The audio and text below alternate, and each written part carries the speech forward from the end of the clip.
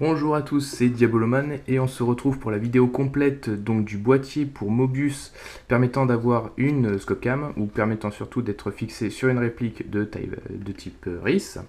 Donc pour caméra Mobius avec la possibilité de mettre une caméra externe qui vous permettra donc d'avoir une autonomie beaucoup plus grande que la batterie d'origine qui vous offre en général une autonomie d'une heure ou 1h15. Alors donc ce boîtier est en fait une impression 3D. Donc inspiré plus ou moins des boîtiers Anpec, mais vraiment, donc c'est pas un modèle qui existe vraiment, donc c'est vraiment optimisé par rapport à la taille de la Mobius, mais ce n'est pas un modèle qui existe en version militaire, donc ça pourrait être une lampe, un laser, etc. Donc là, vous aurez donc de l'impression 3D, donc au niveau définition, ça reste quand même assez grossier sur certains points, hein. Donc bon, là c'est pas tout à fait lisse. Par exemple, on voit des traces de plus ou moins de soudure. Là, par exemple, on voit des traînées, etc. Donc, de toute façon, cet objet, comme c'est pas vraiment fait pour l'esthétisme, hein, c'est plus pour le côté pratique que je l'ai pris. Donc là, c'est pour vous présenter en fait mon ancien Scopcam. Donc, pour ce qui est du modèle, je crois que c'est même pas un APEC 15. Là, je saurais pas dire vraiment le nom du modèle. Donc, en fait, je vais vous montrer comment ça a été fait. Hop. Donc, en gros, j'avais juste à ouvrir comme ceci pour séparer la partie haute de la partie basse. Donc voilà, donc en fait, la Mobius était scratchée sur la partie haute, et donc pour sécuriser le tout, j'utilisais ce bouton qui en gros était aligné sur le bouton on, comme ça, au niveau du trou, voilà, juste ici. C'était un peu fait du bricolage à l'arrache, donc il n'y a pas la partie basse de la caméra. Parce que sinon, avec la batterie, donc là c'est une 1500 mAh qui me permet donc d'avoir une autonomie de plus de 3 heures, ne rentre pas dans le boîtier d'origine. Ce qui explique pourquoi j'ai dû essayer de mettre ça dans un Unpeg plutôt qu'une fixation RIS classique pour Mobius. Du coup, ensuite, il y a une rallonge de lentille là qu'on voit ici, qui permet donc de faire sortir la lentille de la caméra et d'avoir une petite longueur. Et du coup, là, le capteur et la lentille se trouvent, alors je vais centrer un peu plus, ici. Alors le souci, c'est que là, en fait, j'ai pas fait de collage parce que je voulais quand même pouvoir démonter en cas de problème. Et du coup, le centrage n'est pas forcément parfait selon le type de rail sur lequel je vais le fixer. Donc voilà, sinon voilà, c'était le côté pratique, hein. On pouvait coller ça sur n'importe quelle réplique tant qu'on avait un RRIS, hein. On pouvait très bien ne pas l'utiliser que sur un snipe, hein. On pouvait l'utiliser sur voilà, un petit MP7, une M4, hein, donc, comme sur mes dernières vidéos. Voilà, donc du coup je vais redémonter pour vraiment mettre la caméra dans le format classique, et on regardera comment l'installer donc dans ce nouveau boîtier. Donc me voici de retour une fois que j'ai remis donc la Mobius dans son état d'origine.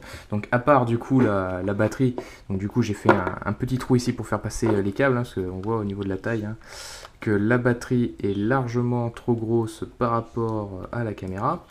Donc du coup, vous prenez votre boîtier. Donc ça en fait c'est une partie qui se démonte. Donc vous avez une petite vis ici, qu'il suffit juste de dévisser. Alors, donc ici on a juste une petite cale donc pour que les deux parties coïncident. Ici, alors voyons voir comment c'était fait. Tac. Ici il y a également une autre pour l'alignement. Donc en fait, ici on a l'emplacement pour la batterie, donc avec les rainures sur les côtés. Alors je sais pas si vous verrez très bien parce que là il n'y a pas beaucoup de lumière. En gros il y a des rainures, c'est pour que ça coïncide avec ici en fait tout le long pour que la caméra soit bien centrée. Et ici vous allez mettre donc la batterie externe. Donc là moi j'ai une 1500 et vous pouvez mettre une plus grosse, hein. Par exemple il existe une batterie en 2000 mAh, donc là vous avez également de quoi faire. Donc vu qu'il risque d'avoir un peu de jeu, je mettrai sans doute un petit peu de mousse pour pas que ça bouge de trop à l'intérieur. Donc on va commencer direct, hein. Donc là en fait le trou il est extrêmement gros, c'est parce que là j'ai une lentille de 25 mm, mais sachez que vous pouvez mettre une lentille de 35 mm. Alors je regarderai si c'est possible également de mettre une 50 pour avoir un très gros zoom. Mais voilà, donc c'est normal si c'est beaucoup plus gros que ma lentille, c'est parce que je préfère avoir la possibilité de mettre type de lentille. Donc voilà, on insère dedans. Tac. Donc il y a très peu de jeu, hein. Une fois dedans, hein, ça bouge pas. Donc voilà, ici on aura la petite sortie de la lentille, donc qui reste assez discrète. Ensuite, de l'autre côté, on met notre batterie externe. Donc voilà, je vais juste mettre un petit peu de mousse pour bien que ça bouge plus trop. Donc voilà, hein, j'ai mis un petit peu de mousse là qui traînait pour que la batterie ne bouge pas trop. Hein. Donc voilà, là elle est un peu molle, mais bon, c'est juste pour pas qu'elle bouge trop toute seule. Ensuite, pour ce qui est des câbles, alors donc là on voit là c'est tout relié ensemble. Alors j'ai peut-être dû mettre dans l'autre sens, je vais voir. C'est pour pas que les câbles soient pincés. Alors comment on va faire là? Pour réussir à caler un petit peu tout ensemble, hein. C'est le temps que les câbles se fassent un petit peu aussi. Voilà, là comme ça on devrait être pas mal. Hop, voilà. Donc après, une fois que c'est bien aligné, vous n'avez plus qu'à revisser. Et donc voilà, ici vous avez le bouton pour filmer. Alors c'est vrai qu'il ressort pas beaucoup, hein. Avec le pouce j'y arriverai pas spécialement. Je vais peut-être faire la méthode de réglisse qui avait collé une bille pour que ça ressorte un tout petit peu, parce que là c'est vrai que le bouton si je fais comme ça, j'arriverai pas à l'allumer même avec une paire de gants. Alors je vais juste regarder comme ça en allumant. Donc normalement ici vous allez voir voilà. Alors voilà, on voit depuis sur la caméra, donc là c'est pour dire comme quoi ça filme. Donc là c'est normal que ça clignote comme ça, c'est parce que j'ai pas mis la carte SD, donc sinon ça va pas filmer. Donc voilà, donc maintenant on va la fixer sur la réplique et on va voir ce que ça donne au niveau du centrage de la lentille. Savoir si ça vise bien là où nous on vise sur notre réplique. Hop, donc voilà ce que ça donne une fois que le boîtier est fixé sur la réplique. Hein. 360.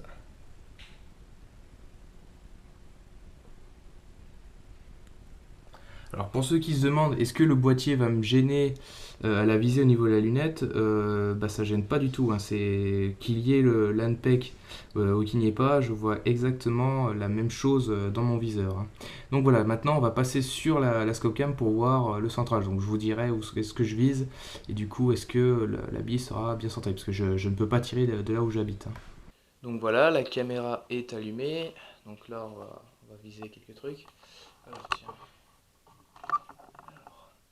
Donc ici je vise le pot jaune juste au bord de la fenêtre, on peut voir là qu'il y a un drapeau français. Alors ici il y a, là je suis en train de viser le papa et son bébé. Hein.